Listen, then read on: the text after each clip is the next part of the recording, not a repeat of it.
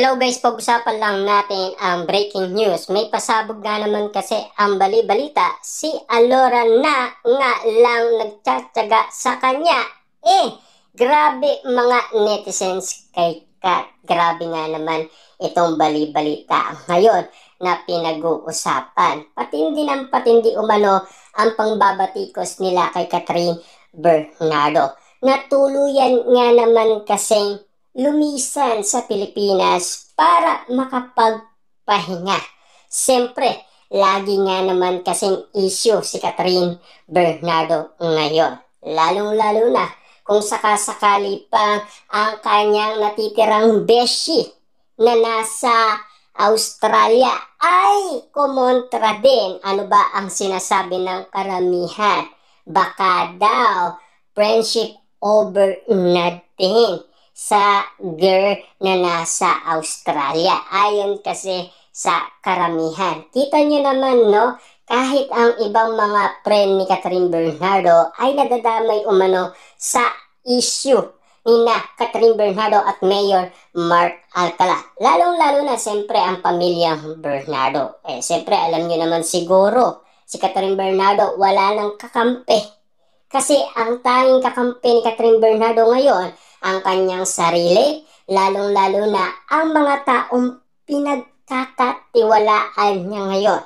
Lalong-lalo na yung nasa Australia. Kita nyo naman, nag-i-enjoy sila.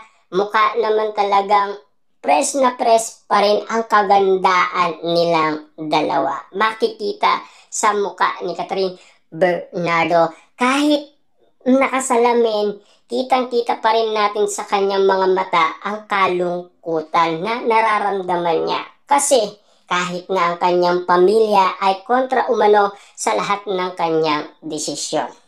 Siyempre alam niyo naman siguro, no? Ang mga Dilolo fans, ayaw lang nilang magkamali si Catherine Bernardo. Lalong-lalo na ang pamilya Bernardo. Yan kasi ang gusto nilang ipalinaw kay Catherine Bernardo. Kaso nga lang, wala na talaga silang magagawa.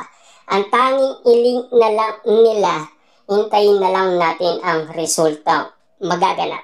Kung sakasakali man talagang ang prediksyon ni Trina na kaibigan umano ni Catherine Bernardo, kung magkakatotoo ang kanyang sinasabi kay Catherine Bernardo, kung bakit nga naman kasi kontra ngayon si Trina sa lahat ng desisyon ni Catherine Bernardo. Lalong-lalo na noon, nagsalita si Trina na wala daw siyang kaalam-alam sa pinagsasabi ng mga netizens sa kanya kasi ginagawa siyang resibo umano patungkol kay Mayor Mark Alcala at Catherine Bernardo. Matapos nga naman kasing nilinaw sa atin ni Ogie Diaz ang bali-balita na meron ng jowa si Catherine Bernardo at dali-dali nga naman kasi nagaanap na ng resibo ang iba't ibang mga netizens at mga sawsawerang kapitbahay. Lalong-lalo na, siyempre, yung nasabing birthday ni Catherine Bernardo na hindi pag-post ni Trina sa kaarawan ni Catherine, yun ay naging resibo din. Lalong-lalo na kung sakasakaling nagkaroon talaga sila ng tampuhan. Kaya nga naman kasi, friendship over na. Kaya nga naman kasi pinagsasabihan na rin yung beshi ni Catherine Bernardo sa Australia na sana mag-ingat na daw siya kay Catherine Bernardo. Mahirap pala siyang maging kaibigan. At lalong-lalo na kasi sinasabi ng karamihan, mahirap talagang magkaroon ng friendship sa isang artista. Lalong-lalo na kasi kung ganyan ang sitwasyon. Lalong-lalo na kasi kung ikaw may alam ka at sinabihan mo siya at siyempre sarili niya pa rin ang pipilitin niya. Papaano nga naman kasi may sarili nga naman siyang desisyon. Matanda na si Catherine Bernardo, nasa 30 years old na. Alam niya na ang tama at mali. Kaso nga lang kasi yung ginagawa ba niya tama? Kahit na ang pamilya niya kontra nga naman kasi. Lalong-lalo na kung ang nakikita ng karamihan sa pagiging sabongero daw, pagiging cheater, bad boy, chick boy, yan na lang kasi ang naririnig natin ngayon na pinag-uusapan at pinagkakaguluhan at pinagpepestaan patungkol kay Mayor Mark Alcala. Hanggang ngayon kasi tahimik pa rin sina Catherine Bernardo at Mayor Mark Alcala.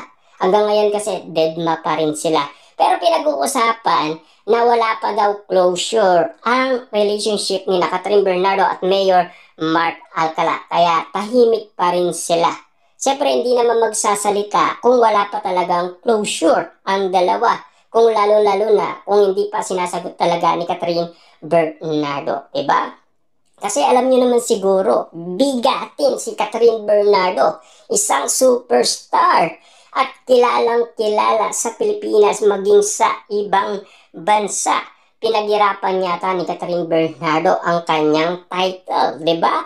Pero kung masisira nga lang daw ang career ni Catherine Bernardo nang dahil kay Mayor Mark Alcala, lalong-lalo na kasi si Mayor Mark Alcala ay mahilig daw sa sugal. Kaya nga naman kasi pinagsasabihin nila si Catherine Bernardo kasi si Catherine ayaw niya sa online casino. Baka daw ito pa ang magtulak sa kanya. Kapag nagkataon na ganun ang naging resulta, alam na natin kung sino ang nagtulak kay Catherine Bernardo. Kasi si Catherine Bernardo ayaw na ayaw niya umanong ma-addict ang kanyang mga fans, lalong-lalo na kasi sa mga online na casino tulad ng mga ginagawa ng iba't ibang mga artista. Siyempre kontrata nga naman yun kasi ay ano lang naman, endorsement lang nila, di ba?